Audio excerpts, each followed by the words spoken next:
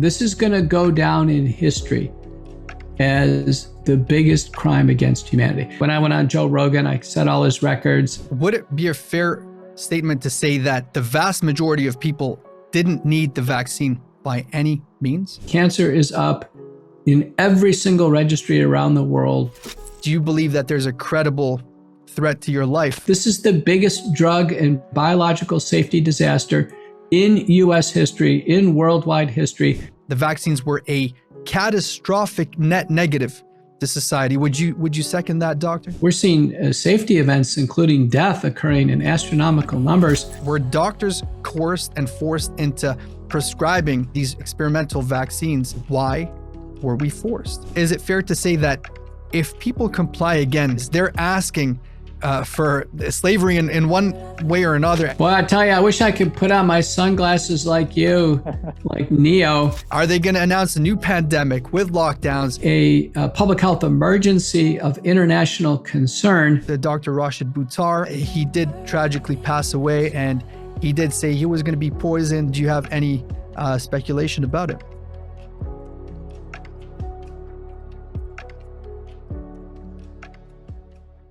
Hello and welcome back to Finding Freedom, the show that empowers you to become the freest version of yourself, one critical question at a time. My guest today is one of the most published doctors of all time. He's an internist, cardiologist, and an epidemiologist with over 1,000 publications and over 700 citations in the National Library of Medicine. If I try to list his credentials and his achievements, we're going to be here until next Friday, probably. But what I can tell you is that he is one of the heroes of our time, and he's fighting against the tyranny of the medical system and the broader systems of governance.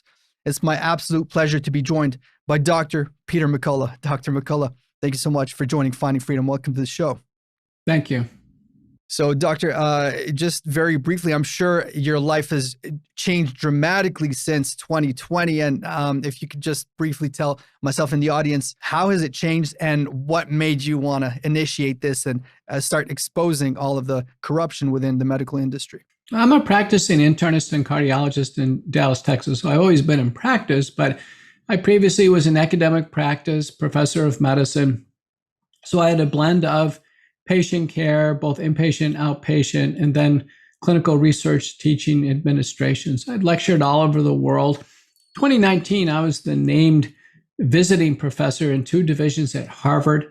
I've given grand rounds at virtually every major medical center in the United States, Europe, many in South America and Asia. So I was well known. I was studying the interface between heart and kidney disease. And when the pandemic unfolded, there was a clear need for academic effort on early treatment protocols to save lives. It was clear that masks, social distancing, or vaccines, they don't save lives. They're not treatments. When people get sick, they need treatment. That's actually what saves lives, and the absence of treatment is where people sadly pass away. So I filled an important role there. I published the McCullough protocol, was copyrighted. The American Journal of Medicine became the most widely cited paper of how to treat patients early, COVID-19, high risk, to prevent hospitalization and death. And then when the vaccines rolled out, I was called to testify in the Texas Senate in March of 2021. I said, listen, I don't like what I'm seeing. It's 3 months of these COVID vaccines. We're seeing safety events, including death, occurring in astronomical numbers. And then, I was among the first doctors to call for the vaccines to be pulled off the market, as any unsafe product should. I made that call in the U.S. Senate and Congress, European Parliament, and now many organizations, World Council for Health, Association of American Physicians and Surgeons, they all see the vaccines as unsafe. They should be pulled off the market. So, those are big things because COVID affected the entire world and the mass vaccination campaign was global. It absolutely was. And I mean, would it be a fair statement to say that the vast majority of people didn't need the vaccine by any means? We knew that early on that people were at high risk if they were elderly, frail, heart and lung disease, obesity, diabetes. Young people were getting through COVID very easily. Children, most of the time it was asymptomatic, no different than a cold. So even if there was a safe and effective vaccine, it should have been very, very judicious and used with great caution and precision. During the COVID-19 in 2020, I was the co-principal investigator of a vaccine program with a cell-based vaccine company called Modulon. And our proposal to the FDA was that only about 2.7 million Americans would ever need a vaccine for theoretical benefit. Remember, a vaccine only has theoretical benefits, not real benefits. What I mean by that is, if you take a vaccine and you never come in contact with the virus, you don't benefit from it. It's just there in your body. If you already have the illness, and a lot of people have, the natural immunity is what protects you, not the vaccine. So again, the vaccine is just this, additional theoretic thing that you've taken. And that if the virus changes and mutates to a mild strain, the vaccine is not what provides the protection. It's actually the mild strain. And then, of course, if you get the illness, whether you get the test or not, if you get early treatment, that's actually what saves lives, not the vaccine. So the vaccine is only a theoretical construct in terms of efficacy, but its safety issues are real. If you take a vaccine and the next day die, which has happened to thousands of Americans, or develop a blood clot or heart damage, those are real side effects. And unfortunately, they're not taken seriously. They're underreported and they're just brushed under the rug, isn't it? The US CDC, just so I can give you the exact number, I have it pulled up.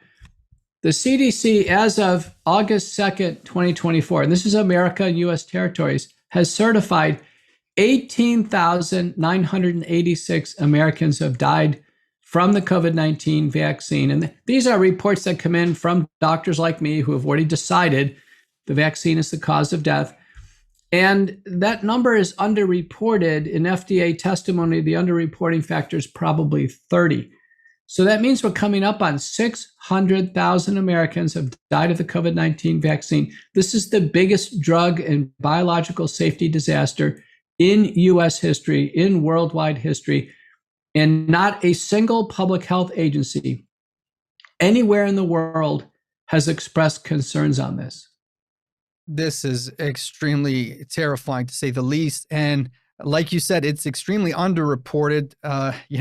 There are so many ranges of different types of adverse reactions, from very mild to like brain fog and memory issues to the severe, like neurological disorders, cardiac arrest, and we're seeing it all the time. And how do we trust the numbers? We're looking at all these numbers and they're mitigated most of the time. So what numbers do we trust? How do we know what exactly to follow? Even what's reported in the peer-reviewed literature represents a gross underreporting. Now, I'm former editor of two major journals. I've just taken on the editorship of a new cardiovascular journal. So I know the publishing business inside out, backwards and forwards. My estimate is only 1% of papers on vaccine injuries, disabilities, and deaths, 1% is getting through.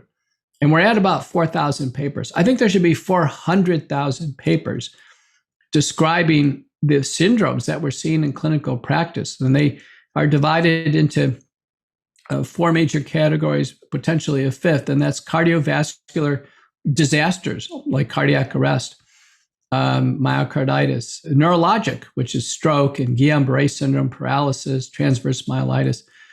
Third area is blood clots that are bigger and more resistant to blood thinners we've ever seen before. Fourth area is immune system problems that can affect the joints, the skin, the kidneys. It can be a nightmare. And then lastly, potentially cancer. And we're greatly concerned that, cancer is up in every single registry around the world as the mass vaccination campaign rolled out. These are, it is beyond comprehension what happened. And I don't know if people really realize the catastrophic net negative, as Dr. Asim Malhotra recently described it when he was asked, is it a net negative or a net positive? He said he slowly and reluctantly came to the conclusion that the vaccines were a catastrophic net negative to society. Would you second that, doctor? I would agree. We have papers now from Rancourt, Alessandria, Mostert, as well as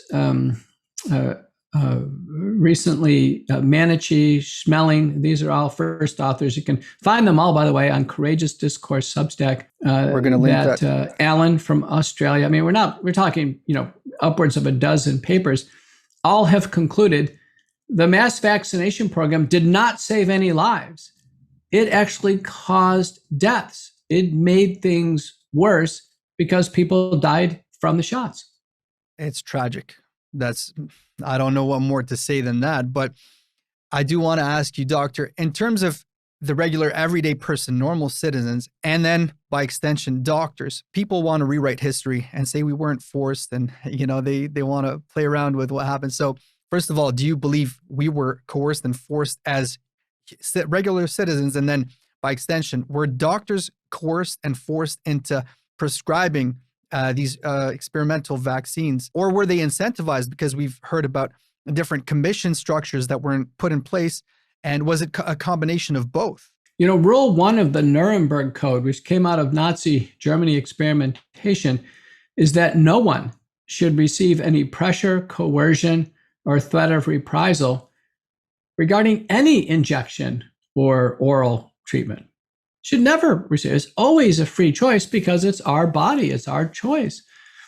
So I think it's clear through employers, schools, and other agencies that it started out with substantial encouragement. The people, without any safety data, without any knowledge of what was going to happen beyond the first 3 months of data when these came out in December of 2020, all different sorts of agencies began to substantially encourage them. I'll give you an example. American Board of Internal Medicine, just 5 days after Pfizer was approved, came out with guidance saying that, I'm a member, that we should take the vaccine ourselves and take pictures of us getting the vaccine and post selfies to pressure our patients that are taking the vaccine. Now, how did the American Board of Internal Medicine know within 5 days of EUA approval what was going to happen at month 4 or 5?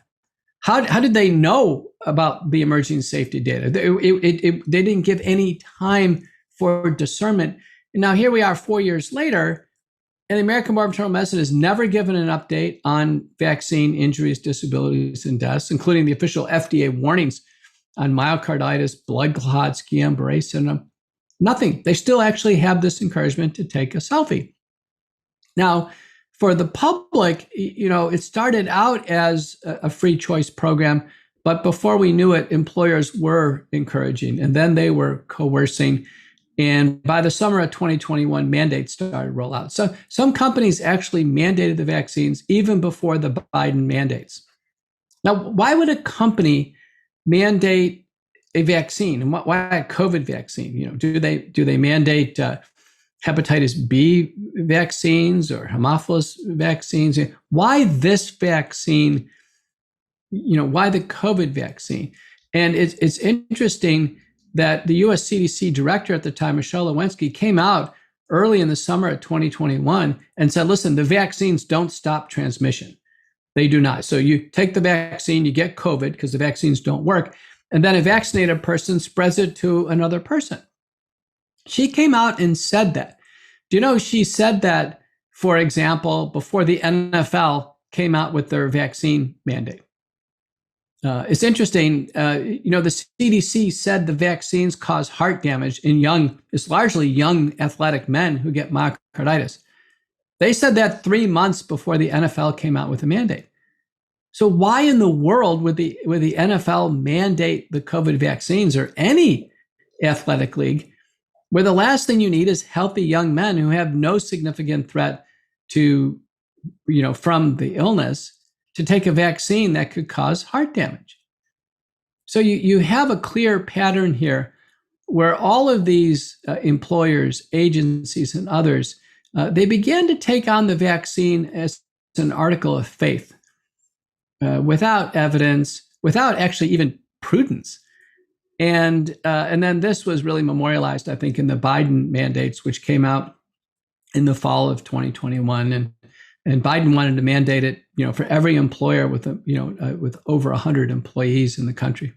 I just recently heard Dr. Robert Malone talking about how the most educated amongst people in society are the ones who are, they're taught just to follow command, follow whatever they're given, and it's really troubling. And I want to go back to the question that you asked, and not just on a athletic commission level, but on a societal level, a governmental level. Why were we collectively mandated? Why, since we know it wasn't effective, and whether or not we want to go down the argument of it was, it wasn't, it prevented, it didn't. Why was this aggressive campaign and pretty much a force? You couldn't travel, you couldn't work in many instances, you couldn't partake in any civilized part of society. So that's the question that begs itself. Why were we forced? Those who, it's interesting. Let's say you take a company that mandated the vaccine. Do you know there's no single corporate officer that takes credit for the vaccine mandate? I've asked dozens of employees. I go, who in your company made the decision for the mandate? They say, well, I don't know. If you go on the company website, you can't see anybody holding up their hand that they're responsible for this. It's all over the world. And United States, we had a reasonable degree of freedom. We never needed the vaccine to get on an airplane, but you did in Canada, you did in Australia. In some of these countries, if you entered them, you'd actually be, yourself, you're fine. You don't have any illness. You'd be quarantined for a couple of weeks in a COVID hotel at your expense. Why do countries do this? Why was it so severe all over the world? What made it so simultaneous? These are some great questions for sociologists, investigative reporters. You can't get the entire world to agree on anything. You just can't. But yet on this, this is an unbelievable observation that you have, I think, close to 200 countries in the world, and they all agreed. I absolutely agree. And it's like, I think people really need to read between the lines, and we might not have definitive answers, but it begs a lot of questions, and it makes you speculate what on earth was the motive behind, because there's always a motive behind all of these actions. So I think it's fair to say that there might have been some nefarious intentions at play. And I think I just hope that in our lifetime we can see the end of it and we can get to the bottom of it, because all of these institutions, the pharmaceuticals and all of these different players are protected by legality, by different jurisdictions. And I just pray to see the day where we see all of these people held accountable and to find out exactly what went on. So I don't know if you're comfortable with the following question, Doctor, and we can pass by it. If I don't know if you know about Dr. Rashid Buttar, and he was extremely vocal at the beginning of the pandemic, and he was one of these very loud voices speaking against the mandates, the nonsensical nature of the mandates, whether it was the lockdowns, the masks, and how problematic they were, and how they actually caused way more issues than they solved. So this is not a conspiracy theory show, but again, speculation, critical thinking, all of these need to be injected into the conversation. So he did tragically pass away, and he did say he was going to be poisoned, and there were different theories regarding, and because it was shady circumstances around his death. Are you able to comment at all? Do you have any speculation about it? I don't have any additional knowledge regarding the circumstances of his death, but I can tell you, there was a small group of doctors in every country that raised the alarms. And this was universal across the entire globe. The vast majority of doctors expressed no concerns whatsoever. So when patients got sick with COVID, the vast majority of doctors did nothing for them and then allowed them to be hospitalized, and sadly, some died. And then those same doctors relentlessly pushed the vaccines, despite the vaccines causing record injuries, disabilities, and deaths. No one's cracked the code of what were those doctors thinking. No one's actually ever interviewed one of those doctors. I mean, it's just fascinating. People, interview me. I have probably more media time than anybody in the globe. Yeah. And everyone wants to ask me, what's the motivation of those doctors? And I said, as soon as one of them comes out and tells us what they were thinking, then we can understand this very bizarre behavior, because it injured so many people. And sadly, people lost their lives from either acute COVID or the vaccine. There were these two waves of injury. Yeah, I think it's undeniable at this point that any doctor who was vocal against the vaccine or even remotely implied that it might be problematic in some way, shape, or form, they've been excommunicated, they've been blacklisted, they've been shadow banned. All of their credentials, like yourself, you're one of the most decorated doctors in the world today, and boom, in a matter of between a day and the next, you're blacklisted, you're demonized, instead of being celebrated for everything you've done. And you've probably saved more lives than all of these other doctors combined who were forcing the jabs down people's throats. So in addition, and other than just socially the stigma that they want to put on you and them attempting to tarnish your name, do you believe that there's a credible threat to your life? And have you experienced anything that you could talk about? Do you believe that your life or your safety in some way, shape, or form could be at risk, or maybe some criminal charges that they're going to try to fabricate against you, just like they've done against different people? I've never had a credible doctor of my standing even send a bad email or send a negative tweet or a negative text. Not a single one. I've testified twice in the U.S. Senate, once in the U.S. House of Representatives. Anthony Fauci, the CDC directors, they won't face me. They're invited. They will not face me. No, it's just the oddest thing. My Wikipedia profile was, scintillating, expounding on all of my contributions to medicine, my clinical practice, up until the summer of 2021. So this is like a year and a half into the pandemic. Then suddenly it completely reversed and said all these negative things, basically defamatory content. So what happened in the summer of 2021? It was almost like a switch had happened. And by that time, we were knee deep in a vaccine debacle. And it became obvious. I think from the very beginning, this was all about the vaccines. When Pfizer rolled out in December of 2020, on the same day the vaccine rolled out, the BBC posted the Trusted News Initiative. And the Trusted News Initiative said all the media agencies are going to be aligned on this, that there will be vaccine misinformation. How did they know? I mean, this is before the vaccines came out. Oh, there's going to be harmful information, and the media is going to be organized to squash any hope of early treatment or any vaccine side effects in order to promote the vaccines. So why was the media organized to promote the vaccines? Why did they give zero attention to early treatment protocols, innovation? Why have they actively suppressed vaccine safety? Recently, Meta CEO Mark Zuckerberg has come out and said that this happened. In the Missouri versus Biden case, there was example after example that the U.S. government agents are inside Twitter doing content moderation and doing exactly that, trying to suppress any hope of treatment and then any information on vaccine safety or side effects, and just promote the vaccines. It's a one-way street. When I first time I testified in the U.S. Senate, the majority chairman was Ron Johnson, and the minority chairman was Gary Peters from Michigan, and I was the lead witness.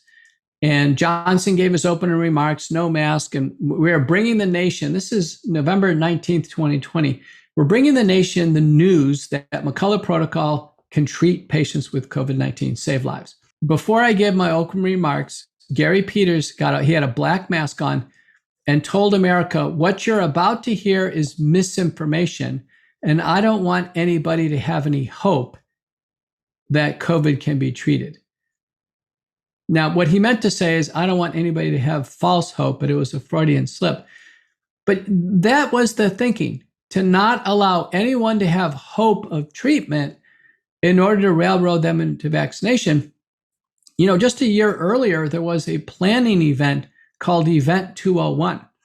Now, this was filmed. It was attended by government officials.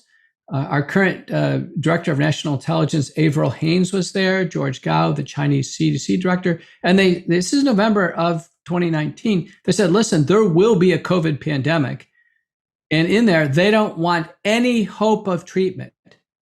That was in Event 201. They want to railroad mass vaccination on the population. Everything's going to be organized to railroad mass vaccination. And it happened. Everything in Google, for instance, and Instagram and YouTube. If you put out a video saying the vaccines are great, we should take more vaccines, that will stay up. If you put out a video saying, listen, the vaccines cause heart damage and here's the scientific data on it, that will be immediately suppressed. I mean, it's just plain as day that the entire world has been organized to push these vaccines. It's just a matter of what degree. So for instance, in Brazil, they have mandatory childhood vaccination for COVID-19 down to 6 months. Now they've rolled out financial fines to the parents, like substantial fines, thousands of dollars, if the parents don't get the kids COVID-19 vaccinated. Like, why Brazil and why a 6-month-old baby? They don't have any significant risk of COVID. They've already all been through it. Why in Brazil have they banned and shut down Twitter and Rumble? So even if you try to get Twitter on a virtual private network, you get these substantial fines again, thousands of dollars a day in Brazil. So the question on the table is, what is going on? Why is continued forced mass vaccination with experimental genetic vaccines, which look grossly unsafe, in a cumulative fashion? So this has gone on for 4 years. That means someone could be on 6 to 10 shots. We've never given a vaccine with 6 or 10 shots, and no information on the cumulative effect of taking these shots every 6 months. Wow. Hearing these things can't help but leave a person speechless. You become dumbfounded. It's like, how is this happening? Especially in this day and age, we think that this is something that would have just happened in a darker time in the past, but we're continuing to see it in front of our eyes. And, it's a mass campaign of psychological coercion, the likes of which we've never seen probably in modern human history. We talked about the tech censorship, and actually filmed an episode yesterday about how Mark Zuckerberg came out to Congress and he did admit it. And we all know about the Twitter files and all of that. So it is absolutely undeniable on every level how there was coercion from every single angle. And if you try to deny that, you're simply denying reality. But I digress. I'd like to know, Doctor, right now we're hearing about monkeypox. So it's making that's the greatest comeback of the century. It emerged apparently a couple of years ago, right? And then boom, they're rebranding it right now as mpox. And the World Health Organization declared it as a national or an international emergency, if I'm not mistaken. You can correct me on that. So it seems right now it's quite an interesting time that they're choosing to do that as well. But what do you think, Doctor? Are they gonna pull out the same bag of tricks right now, release it on the population? Are they gonna announce a new pandemic with lockdowns? They've been talking about an mpox vaccine and all of this ridiculous nonsense. So what are your thoughts on that, Doctor? And what do you have to say to the people that are thinking of complying again and they want to be good citizens, good Samaritans once again? Well, recall that, the last natural pandemic was the Spanish flu pandemic. And that was a big deal, 1918 to 1920. It's about 2 years. And then it takes about 2 years for the population to get natural immunity. And now we developed the COVID-19 pandemic. We realized it's not natural. All the agencies now have come out and said, listen, this was man-made. It came out of this Chinese lab. It's a US-Chinese collaboration that made the SARS-CoV-2 virus, the virus that got us all sick. In 2017, the Gates Foundation and the World Economic Forum, they formed a public health agency called CEPI, the Coalition for Epidemic Preparedness and Innovation, basically a vaccine incubator. And their business plan, which I've read, says There will be pandemic after pandemic, and for each one, there'll be a business opportunity for vaccines. Now, how do they know there was pandemic after pandemic? Anthony Fauci, 2016 says, oh, there's going to be a pandemic during Trump's administration. All these predictions that there's going to be pandemics, and sure enough, there's a COVID pandemic. And then, we're in the middle of the COVID pandemic, and then Biden and HHS Secretary Becerra in 2022 declare a monkeypox pandemic emergency. That's in 2022. We're in the middle of the COVID pandemic. Monkeypox has been around for decades, spreads from monkeys and giant pouch rats in the Congo to the people handling them. Now we find out Anthony Fauci's been funding monkeypox gain-of-function research since 2003 in government documents. This is all on the McCullough Foundation Twitter feed and social media feeds.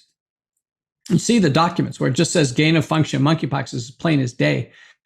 And sure enough, in 2022, monkeypox got into the gay, male, bisexual community in Europe and took on a sexually transmitted disease spread. Now, it takes a lot of contact, largely skin-to-skin contact with the open pustules. It's like cowpox, camelpox, smallpox type of illness. Now, it's just a skin rash, but sure enough, it took off into that community. Where we are today, we've had about 35,000 largely gay or bisexual men get monkeypox. The vast majority is just a benign skin rash. Tiny fraction have needed the drug called tecovirimat. It's very effective, oral and IV drug. And we've had 58 deaths. And among the deaths, the vast majority are advanced HIV untreated, probably died of HIV, not monkeypox, and other infections all combined. So monkeypox is basically a mild skin rash. And on the Courageous Discourse website, we have several analyses on this. If someone's taken the smallpox vaccine like me, anybody born before 1972 with smallpox, we have some partial protection against monkeypox. Monkeypox does not spread on airplanes or, casual contact. So we haven't had any cases spread like this. So monkeypox is just not a concern to the average American. For the gay and bisexual community, they need safe sex education, access to testing, which the CDC controls, and tecovirimat, which is now at the pharmacies. It's very easy to prescribe, very safe drug. So I'm perfectly comfortable managing monkeypox. What we don't need are monkeypox vaccines, which are the featured government response. And what we know is the United States now has 3 monkeypox vaccines. All of them look dangerous. They cause myocarditis or heart damage. We've had about 1 million Americans take a monkeypox vaccine. They don't last very long at all. So we're back to the same problem. And now we hear in the Congo, there's about 16,000 new cases, several hundred deaths, but only 10% have actually even had testing for monkeypox. And it's gotten into the sex trades in some of the provinces in the Congo. Again, pretty remote place, not of concern to you or me or anybody in general American life or North American, European life. And yet, Tedros Ghebreyesus, the WHO director, declares a public health emergency of international concern in the summer of 2024. And you're right, it's almost as if pandemics are like marketing campaigns. Monkeypox didn't really seem to capture much of anyone's hearts. So it's been changed to Mpox, which I think is just obscure. I still use the word monkeypox so people know what we're talking about. Yeah, it's a great rebranding protocol, and pandemics are the new thing, right?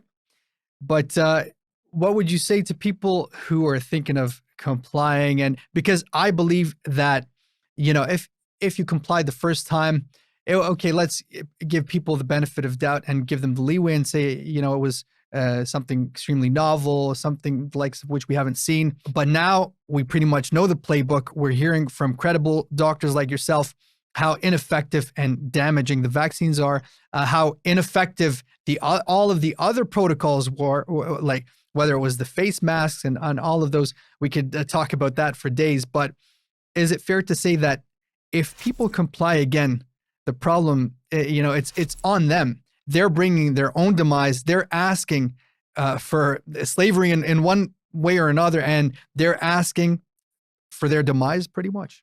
Well, I can tell you very few people are going along with this. Let's just take COVID vaccine. So 75% of Americans took a shot, according to COVID States Program, revised CDC, Rasmussen survey data. Maybe it's 80%. Vast majority is 2021. Very few people took them 2022 or 2023. Now 2024, according to CDC data, through April of 2024, only 1.6%. That's COVID. And I told you, monkey, but despite the government buying tens of millions, if not hundreds of millions of doses, they're just being destroyed. Now, who's making the money are the vaccine manufacturers and their biodefense subcontractors. Pfizer has raked in over $50 billion in revenue, Moderna over $30 billion. This is extraordinary. I mean, a blockbuster drug would just hit $1 billion. So somehow government money is flowing in these, pre-purchase contracts. Doesn't even matter if you use the product or not. And in my book, Courage to Face COVID-19, we've defined a syndicate, what we call the Bio-Pharmaceutical Complex. This is now a working syndicate of government agencies, pharmaceutical companies, public health agencies. They're working together. And you can tell that they're investing in each other. Gates Foundation is part of this. They're investing in BioNTech and other vaccine companies. It's the new military-industrial complex in some sense. Yeah, I mean, look at the 9 out of the 10 former FDA commissioners. They work in the complex now.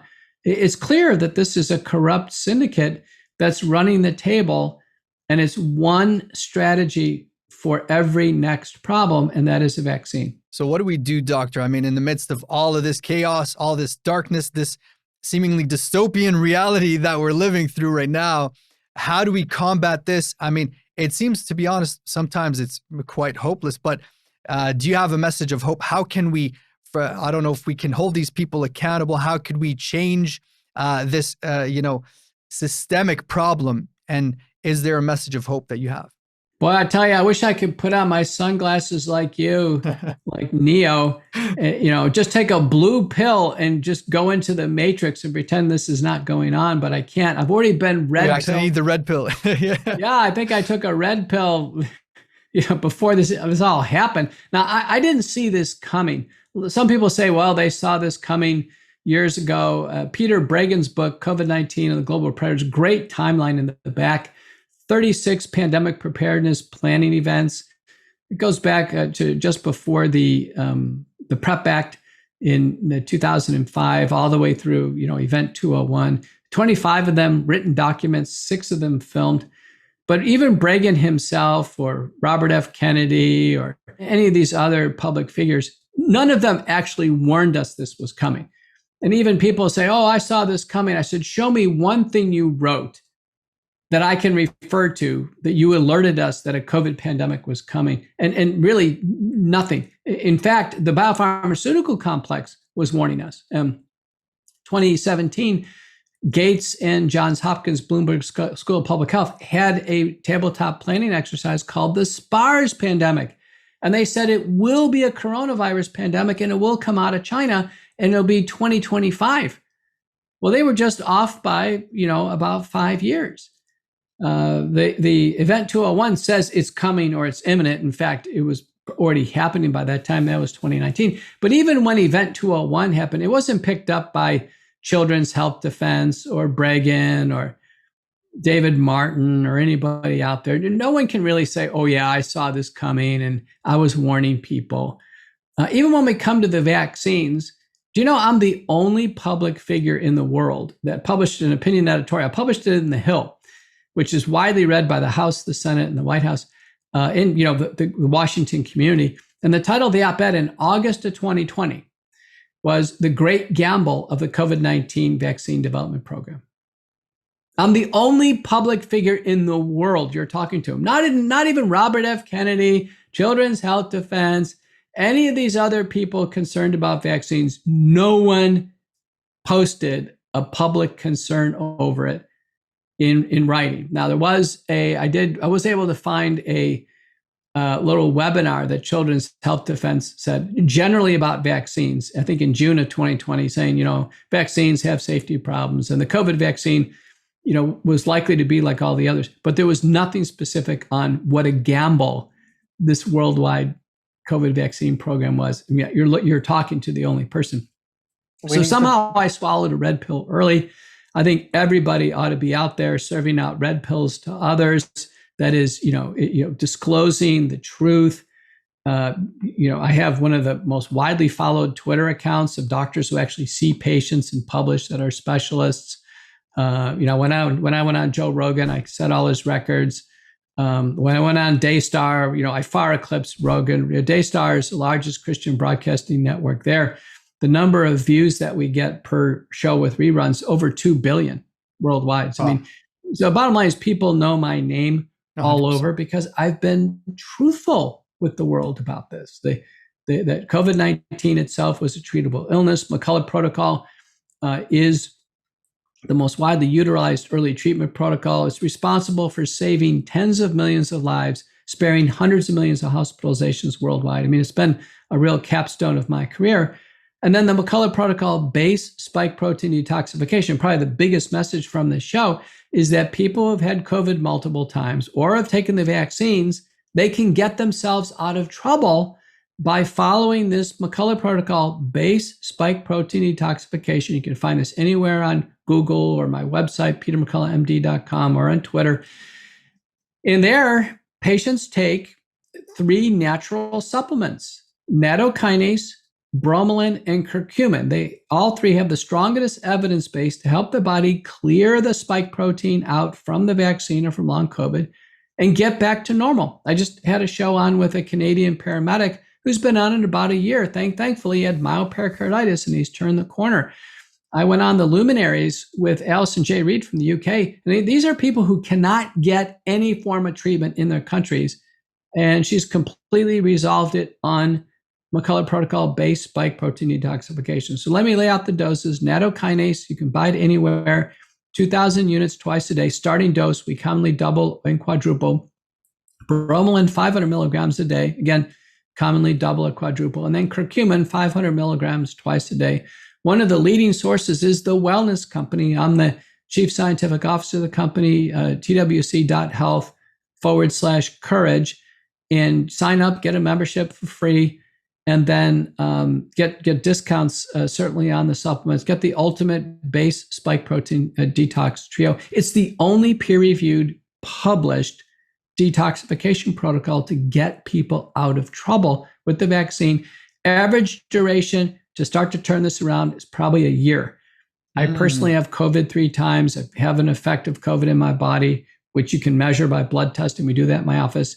And about 8 months and I'm starting to turn the corner. And it takes about that long. So again, nattokinase, bromelain, curcumin. You can get it at Wellness Company. You get Wellness Company products on Amazon. You can find other companies providing this. It's now a worldwide standard. Wow, Doctor, that was a wealth of information. And we've constantly been hearing about the Wellness Company and how, it's been pioneering detox protocols. And you guys have been doing some tremendous work. And we need to protect you at all costs. And so, like you said, it's probably going to be a year. So it's not enough just to get a single bottle, finish the dose. You have to keep on, keep it. You have to be consistent with it, right? You have to be consistent. In Wellness Company, we recognize this. We just rolled out a new set of memberships. Look at One Wellness program. There's a One Wellness Elite. That's the one I'm going to get. It's $99 a month, but man, you get free unlimited supplements. You get all your prescription medicines for free as well. You just enter the prescription number, then it comes to the Wellness Company pharmacy. Tons of discounts on medical kits, free telemedicine. A lot of people are using that as their medical benefit now. $99 a month. What a deal. Because, a couple of bottles of supplements, you get way past $99 quickly. So I think most people are going to get One Wellness Elite membership, then start getting the supplements basically for free. And it's going to be a great deal. These are the type of products that we need to promote, things that are going to actually benefit people and things that have stood the test of time, not all of the garbage that we see on the market. So Doctor. Keep up the incredible work. And I don't want to put words in your mouth, but what I gleaned from what you just said, about how people should inspire others and, spread the red pill in some sense. I think doctors worldwide should should follow your footsteps and take heed to what you're saying. And, the time to be fearful is over. We have doctors, we're seeing doctors that are still scared till now to speak up, even though they themselves in many instances have been damaged from that poison, unfortunately. But the time to speak up is now. And I think without a doubt, you would encourage these people. And I just want to finish on one final note. I know you have to go, Doctor, but the show is called Finding Freedom, and I'd love to know what your definition of freedom is and whether you believe you're living your version of freedom. I think freedom in its existential form is actually an inalienable right. It's actually a right given by God, the Creator. And that is, you have the freedom to do with your body what you want. And no one under any condition can jam a needle in your arm or shove a pill down your throat. It violates your fundamental right to personal autonomy. That's what freedom is. And then, of course, there's extensions beyond that. Freedoms among societies. When I gave my Lincoln Memorial Address, it's in my book, Courage to Face COVID-19. I outlined medical freedom, social freedom, and economic freedom, that they're all linked. But it goes back to, again, your personal sovereignty. And for the first time in our lives, we've seen this violated. People, in a sense, were injected with the genetic code for a lethal protein that was devised in a Chinese biosecurity lab against their will. And you couldn't even make this stuff up. You can't. I agree with you. This is going to go down in history as the biggest crime against humanity. Well, I'm Dr. Peter McCullough. Listen, you can follow me on my website, petermcculloughmd.com. That'll take you everywhere. Visit McCullough Foundation, McCullough FND. That's the best place for support, tax-free donations. Check out my podcast, America Out Loud Talk Radio, McCullough Report, at 2 p.m. every Saturday and Sunday on America Out Loud Talk Radio. My Courageous Discourse Substack, the emails every day are free. Sign up. Courageous Discourse, the leading medical Substack out there, critical health information. Get out there and get a copy of my book, Courage to Face COVID-19, Preventing Hospitalizations and Deaths While Battling the Bio-Pharmaceutical Complex. Only book in the COVID era that Amazon attempted to ban for 12 days. Because it really nailed down who are the perpetrators here. And then finally, get on social media. My Twitter account, you'll find me, P_McCulloughMD. And then I'm across Getter, Truth Social, Telegram, Gab, LinkedIn. I'm happy to answer questions. I'm going to have to sign off here. Thank you so much for having me on the program. Absolutely, Doctor. Thank you so much. We're going to leave all those links. It's been an absolute pleasure. Take care, Doctor. Bye-bye. Bye-bye. Bye-bye. Well, there you have it, guys. You've seen it and you've heard it yourselves. Dr. Peter McCullough, one of the most highly reputable and highly credible doctors on the face of the planet today. I really don't think I could add much to what he said. He summarized it in such an eloquent way. And I don't think there's any room for much more doubt surrounding this. I really hope that this conversation could be one of the steps towards people's redemption, letting go of the ego they've been holding on for such a long time and wanting to be right about something that has been clearly damaging, something that has been detrimental and catastrophic beyond belief. And I pray for every single person that's injured from that experimental poison drug that we've all been forced to take. I hope you find healing. I hope and I pray to God that you feel better, that you overcome your battles and all of your difficulties, and that you take this as inspiration to speak the truth, to raise awareness, and to be the freest version of yourself. Stay critical, stay curious, and most importantly, stay free.